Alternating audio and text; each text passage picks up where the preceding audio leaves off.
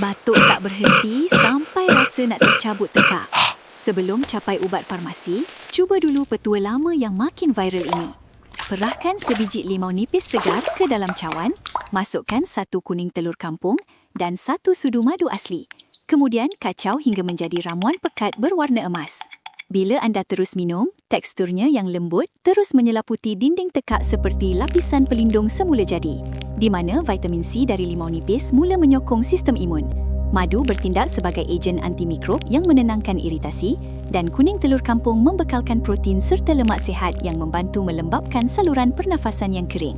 Campuran ini turun perlahan melalui esofagus dengan gerakan peristalsis yang lembut ke dalam perut, di mana enzim pencernaan memecahkan nutrien menjadi zarah aktif yang mudah diserap. Di usus kecil, vilus menyerap nutrien ini terus ke dalam aliran darah, menghantar sokongan anti radang ke bronkus dan paru-paru, membantu mencairkan kahak, mengurangkan rasa gatal dan membuatkan batuk semakin reda. Ramai cuba